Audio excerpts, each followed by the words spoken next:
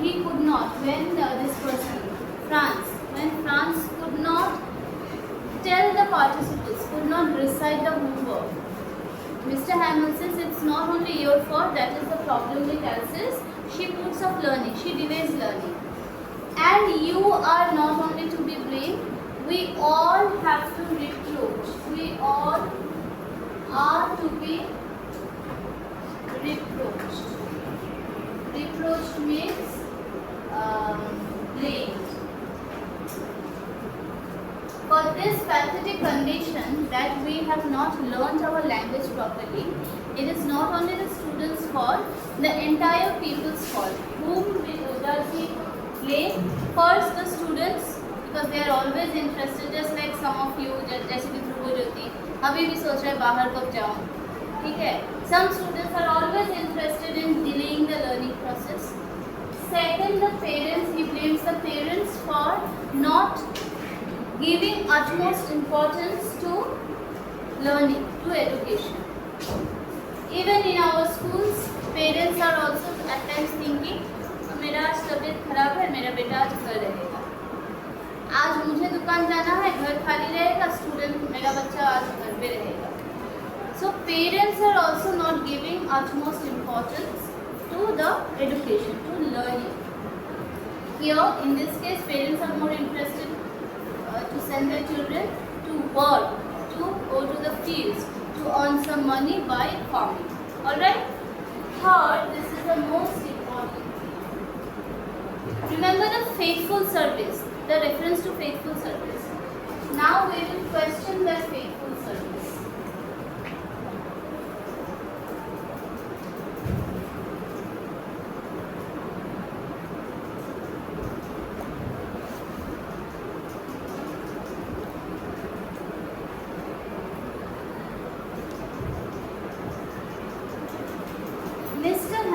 M. Hamill blames himself also. Why? Because so free, he had the liberty. जिस दिन उनको पढ़ाने का मन नहीं किया, छुट्टी घोषणा कर दी. Because he was the only teacher of the school. Whenever he felt like not teaching, he declared holidays. Sometimes, whenever he felt like going for fishing, he declared holidays. आज मैं fishing करने जाऊँगा, छुट्टी है. Instead of teaching the students in the class, he used to send his students to his garden to water the plants. आज पढ़ाई वढ़ाई की ज़रूरत नहीं है, मेरा ये सब काम कर दो. So these are the activities which Hamill also had done, and hence he blames himself as well for not giving the importance. Understood? Now tell me, can we question the faithful service then? Do you understand how faithful service of 40 years is ironical in the statements that Hamill himself blames? Hamill blames himself. Why is this ironical? Why is this one ironical? Faithful service. Can anyone explain the irony in here? Faithful service of 40 years. Explain the irony now.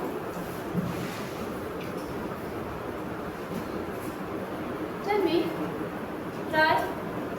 Why faithful service of 40 years is an irony? What is the meaning of irony? Apparently something is, but in reality it is not. That is irony. Why is this an irony? Because he himself says he had not been faithful to his duty. Yes or no? Do you understand? He had not been faithful in his duty of teaching French when there was time. So procrastination, delaying learning has not happened only on the part of students or parents, but also the teacher. Clear? Everyone understood? Coming to the last part now. Now we have reached the last part.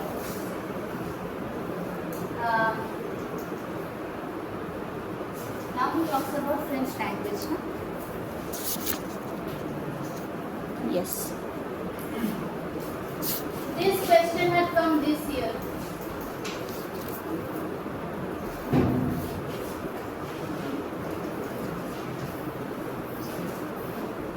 Now Hamel speaks about his language. What is the importance of French language? And this question had come this year, that is 2026. First he says, it is the most beautiful,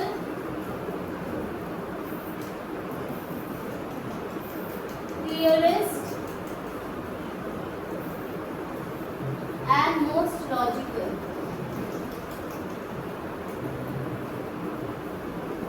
Most beautiful, and so every language for a native speaker is the most beautiful language. Do you agree? Pranay, what is there outside? Do you agree? Nepali, for me, for a Nepali, is the most beautiful language. Assamese, for an Assamese, is the most beautiful language. The language of Bengali, for a Bengali, is the most beautiful language. What does this talk about? This talks about linguistic chauvinism in positive sense.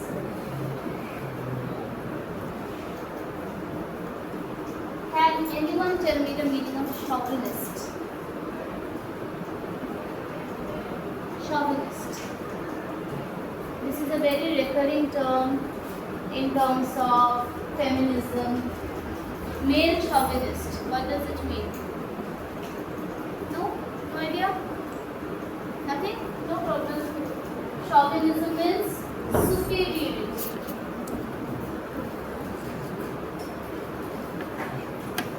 Male chauvinist means a person who thinks that males are the superior beings and females are the inferior beings, right? Linguistic chauvinism means my language is superior, your language is inferior. Alright? How is this? This can be both in positive sense and in negative sense. Positive sense is, I know my language is superior, that does not mean your language is inferior. Alright? Negative sense, my language is superior, your language is inferior, you have to learn my language. Understood? So what Germans did is the negative side of linguistic chauvinism, where they were imposed the other language. Clear? In the positive sense, now this is the positive sense. He says that our language, French, is the most beautiful language, most logical and clearest language. Okay. Apart from this, what does he say?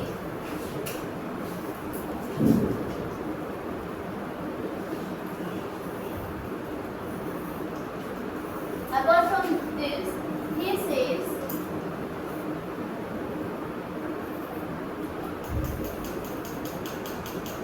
if we preserve our language,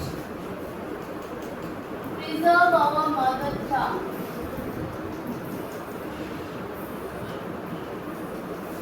we can achieve freedom.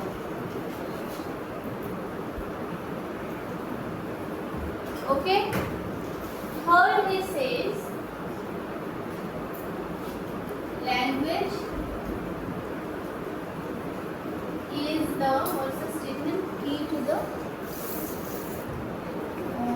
language, not here. Key to the prison. If we hold fast to our language, language is the key to the prison. I have already given you a scenario. If you don't know your mother tongue, it's very easy to capture you geopolitically, right? So Mr. Hamel says, if we cling to our mother tongue, if we hold fast to our mother tongue, we will be able to achieve freedom. And language thus becomes the key to the prison. Here prison means what? German invasion. So if we promote, preserve and then promote our language, we will be able to liberate ourselves. Understood? This much? Very important question.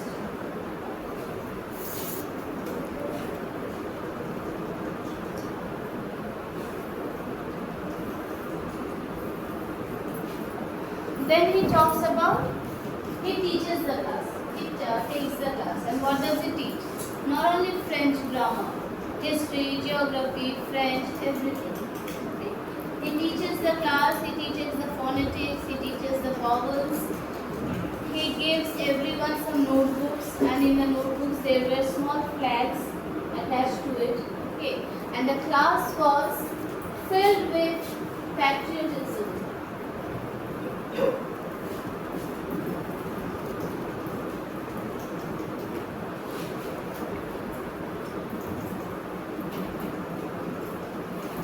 Class was filled with patriotism. Now, tell me something. You people are paying very much attention to the class now. Okay? I agree. Suddenly एक बंदर आ जाता है class में. What will you do? Start shouting. What else? Will you notice the monkey? You will notice. Some of the girls will start shouting. Some of the boys monkey को देख के अपना और भी नेचर, inner nature बाहर आ जाएगा. Some girls का भी inner nature बाहर आ जाएगा. Monkey है, मेरा दोस्त है. Right? Here what happened? That day on the last lesson, a small beetle, a small insect had come inside the class. Not even the smallest children took notice of them. They were so much engrossed in learning French. As if last day hai, we have to sponge out everything we can for learning French.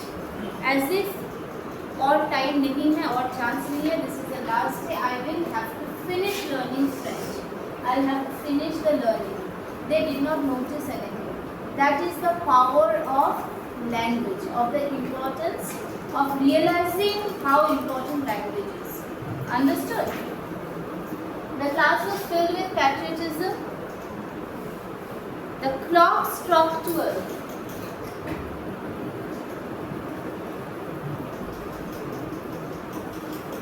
Okay.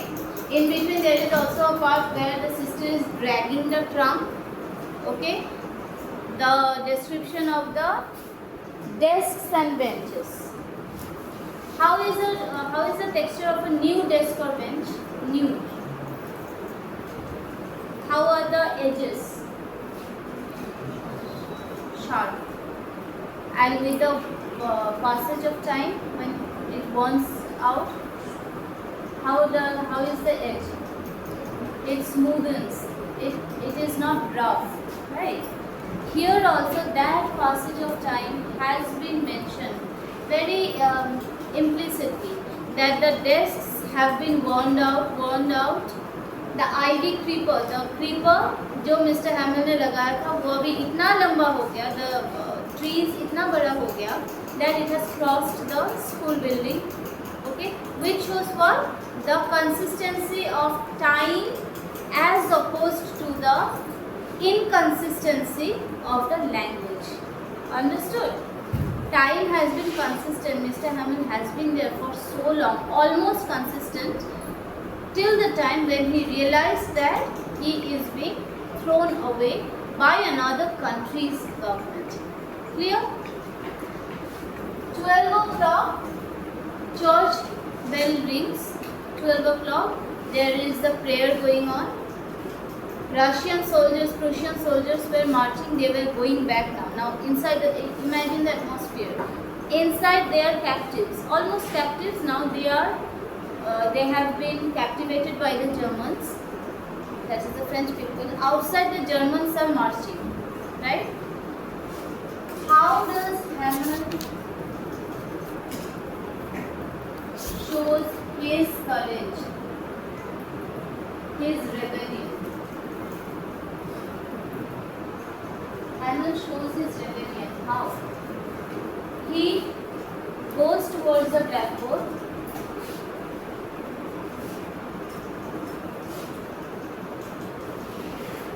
and he writes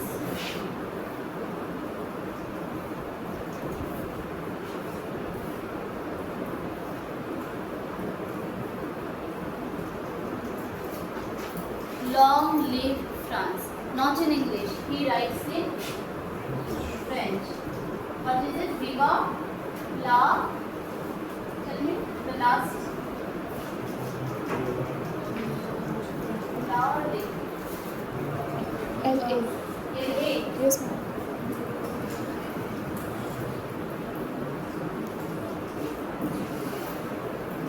He has given all his knowledge on French, on the importance. He is successful in instilling in each of the students the importance of the mother tongue. That means the people are now triggered to preserve their language. And he writes on the blackboard, Viva la France. I think it's Vive. That means long live France. How is this a rebellion? How is this a revolt? He shows his courage and patriotism because outside are the captivators, invaders. Inside he has the courage to write, long live France. Okay? Then he turns to the class, he tries to say something, he could not, his voice gets choked and he says with gesture, class is dismissed. Alright, and hence this is the last lesson. Clear? Everyone understood?